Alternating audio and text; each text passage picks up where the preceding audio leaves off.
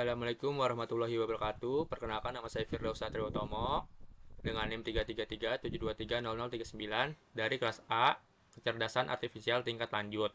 Di sini saya akan menjelaskan tentang CNN atau untuk menganalisa tulisan tangan berupa angka 0 sampai dengan 9. Pertama-tama kita import library-nya dulu. Ada TensorFlow untuk membangun model CNN-nya, lalu TensorFlow keras dataset untuk datasetnya dengan MNIST itu berupa angka 0 sampai dengan 9. Selanjutnya, Matplotlib dan juga NumPy digunakan untuk memanipulasi gambar atau menampilkan gambar pada ini. Selanjutnya, kita membagi data latih dan juga data uji pada dataset. Nah, Xtrain dan YTrain itu sebagai data latih dan Xtest dan juga YTest sebagai data uji. Selanjutnya kita menormalisasi datanya. Xtrain dan Xtest dibagi menjadi 255 pixel supaya tetap berada pada rentang 0,1. Selanjutnya Xtrain dan Xtest diubah bentuknya menjadi 28 kali 28 pixel dan juga 1 untuk memenuhi standar input classification neural network. Selanjutnya kita mendefinisikan modelnya itu sekuensial dengan layar konvensional 2 dimensi dengan 32 filter dan juga 3x3 untuk mendeteksi pola, lalu activation ReLU untuk menghilangkan nilai negatif agar model dapat belajar dengan efektif. Lalu dengan padding same agar output tetap sama dengan inputnya. Nah, inputnya tadi itu input shape. Nah, kalau 28 kali 28 saja tidak bisa, jadi di sini kita mengubah bentuknya menjadi 28 kali 28 dikali 1 untuk memenuhi standar input CNN. Lalu ada layer batch normalization untuk menstabilkan distribusi data. Lalu ada layer untuk mengset nilai maksimumnya itu 2 kali 2. Lalu di sini ada pengurangan neuron sebanyak 25% agar tidak terkena overfitting. Selanjutnya di sini ada layer flatten untuk vektor satu dimensi dengan ukuran 128 neuron dan juga activationnya ReLU agar nilai negatif tidak mengganggu proses model. Lalu selanjutnya sama layer batch normalization agar data tetap stabil. Lalu untuk mengurangi neuron 50% agar model tetap general. Selanjutnya output layer 10 kelas dengan activation softmax. Selanjutnya ada kompilasi model dikompilasi dengan optimasi Adam karena optimasi ini terkenal lebih cepat dan efisien. Lalu dengan loss sparse categorical cross entropy karena data berbentuk angka. Lalu dengan matrix akurasi untuk mengevaluasi performa modelnya. Lalu di sini ada callback untuk early stopping dan menyimpan model terbaik. Jika model menemukan model terbaik, maka dia akan stop pada epoch tertentu dan menyimpannya dalam base MNIS model .h5. Selanjutnya kita akan mentrain model dengan model fit Xtrain, YTrain dengan epoch 20. Meskipun di sini epoch 20, tapi jika sudah menemukan performa terbaik, maka dia akan berhenti dan menyimpan pada base MNIS model. Lalu dengan validation Xtest dan YTest dengan callback-nya early stopping dan model checkpoint. Selanjutnya kita akan mengevaluasi model dengan variable test loss dan juga tes akurasi. Model dievaluasi dengan verbose 2, lalu kita akan menampilkan hasil akurasinya. Selanjutnya kita akan memvisualisasikan hasil pelatihannya. Kita akan menampilkan akurasi dengan label training akurasi dan validation akurasi dengan label validation akurasi. Dengan X label epoch dan Y label akurasi. Dengan title-nya training versus validation akurasi. Nah, di sini dapat dilihat akurasinya dimulai dari 83,83, 0,97. Nah, di sini belum menemukan model terbaik, lalu 0,98, terus 0,9837, lalu 9859 sampai dengan kita menemukan epoch terbaik pada epoch 11 yaitu 0,9910. Dan dengan itu akurasi model adalah 0,9941. Dapat dilihat dari gambar matplotlibnya, akurasi terus meningkat sampai dengan epoch 11, yaitu 0,9941. Nah, selanjutnya kita akan menguji coba model terbaiknya tadi dengan mengupload gambar. Di sini digunakan untuk memproses gambarnya dengan targetnya itu 28 kali 28 pixel dengan color modenya grayscale supaya gambarnya berubah menjadi abu-abu. Dengan membaginya dengan 255 pixel dan mengubahnya menjadi 28 kali 28,1 pixel untuk model supaya standar CNN-nya. Lalu fungsi untuk memproses banyak gambar. Di sini kita akan mengupload gambarnya. Dan juga ini akan menampilkan gambar serta akan menampilkan probabilitas terbaik. Kita coba misalnya 7. Nah, ini ada top prediction-nya 7 dengan probabilitasnya 97% dan 1% dan 2 0,73%. Selanjutnya kita coba lagi. Misalnya 9. Nah, dengan 9 itu top prediksinya 88,83 dan 84,20 dan juga 2,68%. Nah, di sini gambarnya itu memiliki latar belakang, tetapi karena kita pakai grayscale jadi akan warnanya begini. Misalnya nih 9, saya kan latar belakangnya merah, tapi di sini warnanya hitam karena sudah dikonversi dengan grayscale.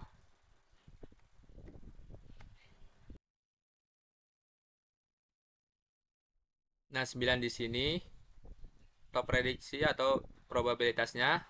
Yang pertama tentu ini benar karena ini 9 dengan 88% dan juga 8 sebanyak 4% dan 4 sebanyak 2%.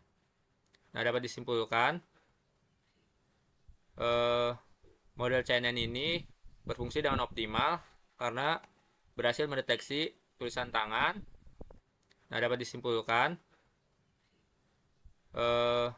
model CNN ini berfungsi dengan optimal karena berhasil mendeteksi tulisan tangan dan juga memiliki akurasi 99%.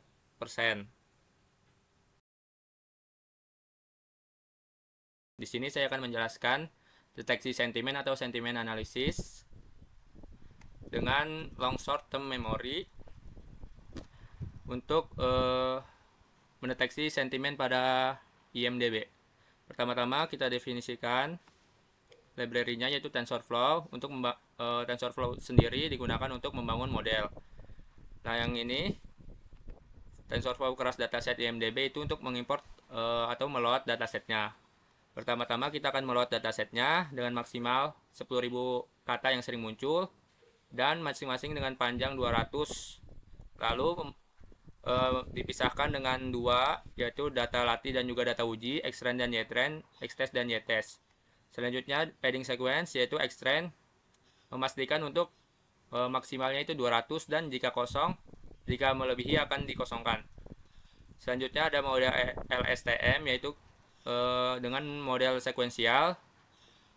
Nah, embedding sendiri ini digunakan untuk mengubahnya menjadi vektor yang berbentuk 128 dimensi. Selanjutnya LSTM. Ini jumlah unit LSTM-nya dengan 20% mengabaikan data latih supaya tidak terjadinya overfitting. Selanjutnya recurrent dropout ini digunakan untuk mengabaikan 20% koneksi antara LSTM ini selama pelatihan. Selanjutnya yaitu ada dense yang menentukan probabilitas yaitu 0 atau 1 dengan activation-nya sigmoid. Selanjutnya kompilasi model. Model dikompil dengan optimizer Adam seperti video sebelumnya, yaitu Adam itu sangat optimal dan efisien. Lalu dengan binary, cross entropy, dan juga matriksnya akurasi untuk mengevaluasi modelnya. Selanjutnya yaitu training model. Model dilatih dengan 3 epochs dengan validasinya itu X-test dan Y-test. Selanjutnya evaluasi modelnya. Model dievaluasi lalu akan ditampilkan. Selanjutnya akan membuat tokenizer. Nah, di sini epoch pertama yaitu 71%, epoch kedua 85%, dan epoch ketiga 89%. Nah, akurasi sentimennya itu 85,38%. Nah, kita di sini akan mencoba sentimen analisisnya apakah berhasil atau tidak.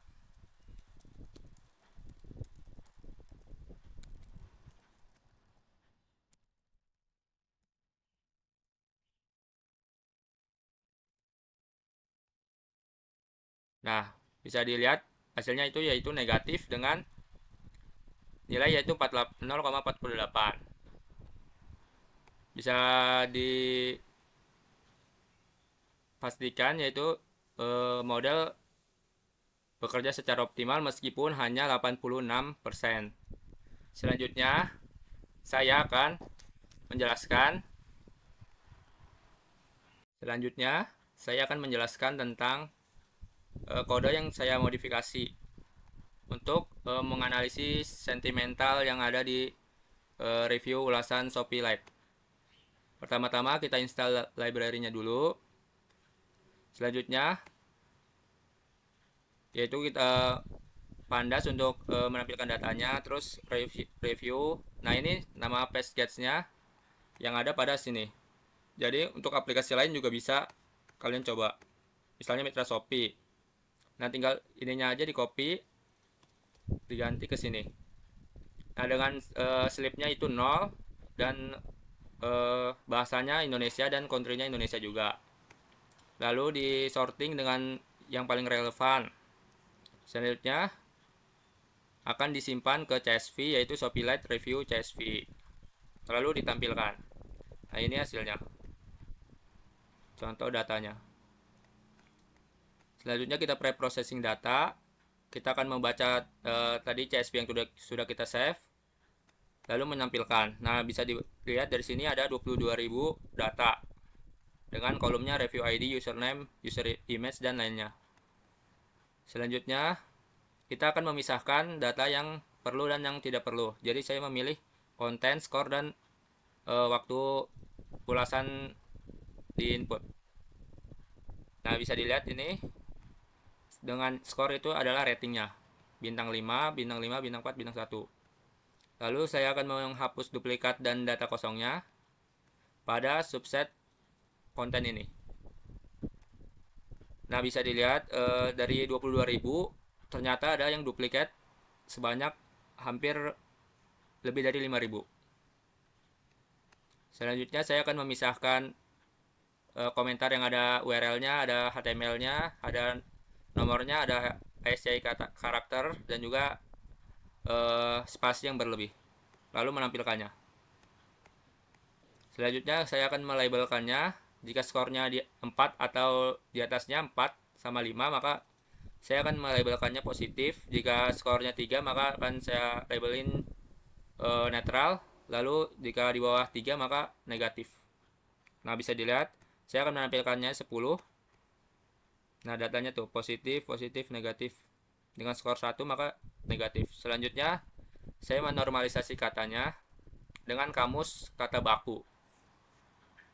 Di sini saya akan meload dulu, membaca dari Excel yang berisi kata baku dan juga kata tidak baku. Nah, setelah itu saya akan menjadikan data frame-nya yaitu normalisasi kata atau kolom normalisasi kata. Nah, selanjutnya saya akan melatih modelnya. Bisa dilihat ini TensorFlow dan Pandas. Pertama-tama kan kita print dulu contoh datanya, ada berapa aja isi datanya.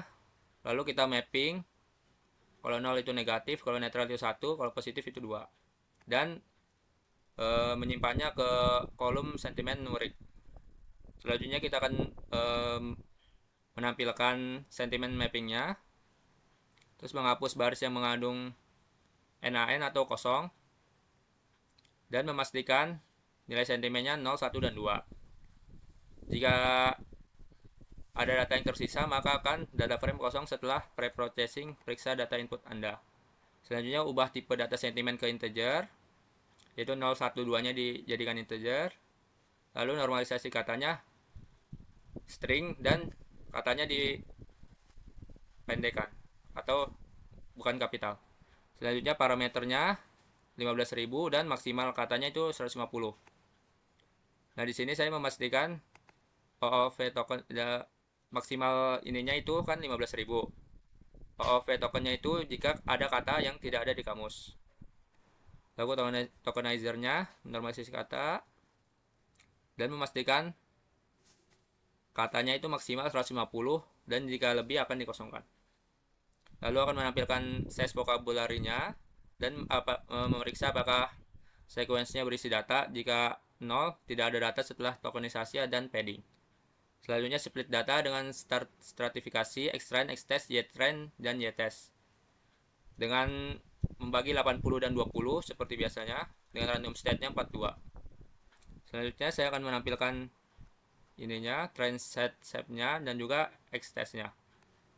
Nah, di sini saya mendefinisikan model LLSTM-nya dengan embedding input dim dan outputnya 200.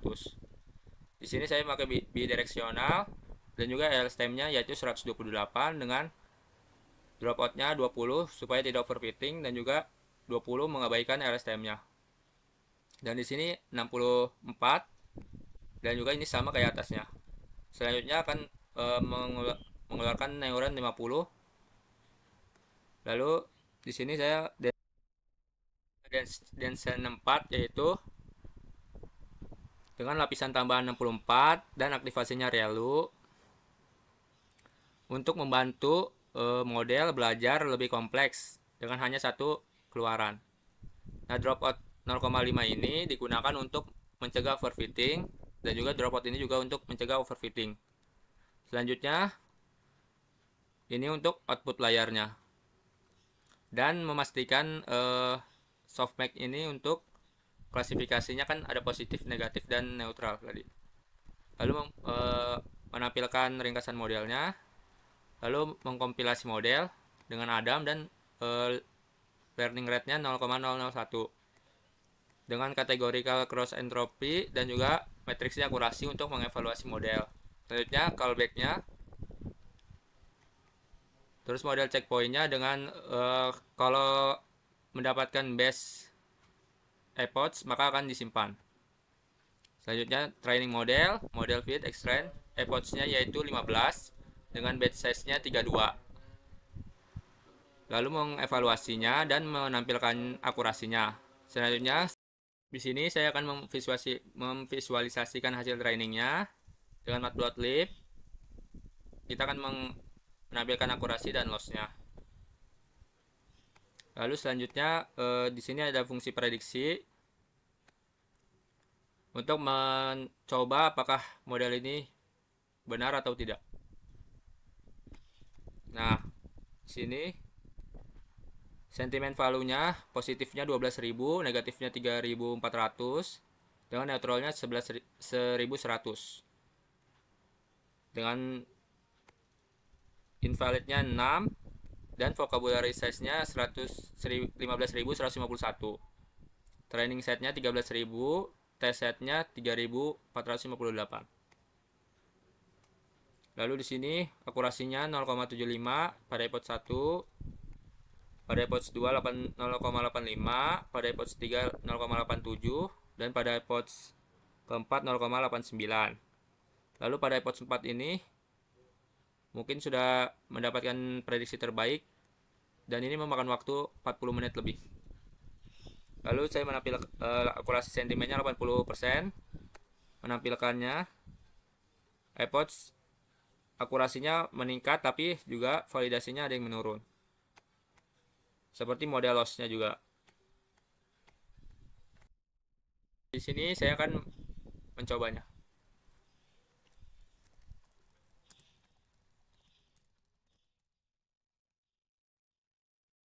Nah, saya akan reviewnya aplikasi berfungsi dengan baik, maka prediksi sentimennya positif.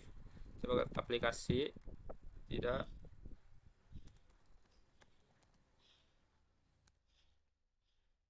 Nah, kalau saya bilang aplikasinya tidak berfungsi, maka sentimennya akan negatif. Lalu di sini kan saya pakai tempat, dan di Kaggle itu bisa lebih cepat karena dia GPU-nya lebih dari tempatnya yaitu 2. Nah, di sini saya juga sudah mencoba aplikasi berfungsi dengan baik, maka sentimennya positif. Di sini juga pelayanan sangat ramah, positif, dan aplikasi tidak berfungsi maka akan negatif. Tidak terlalu perbedaan jauh. Mungkin karena positifnya terlalu banyak, jadi kelasnya tidak seimbang. Oke, cukup sekian dari saya. Kurang lebihnya mohon maaf. Jika ada kata-kata yang salah, mohon dimaafkan. Dan jika ada yang keliru, mohon dibenarkan. Wassalamualaikum warahmatullahi wabarakatuh.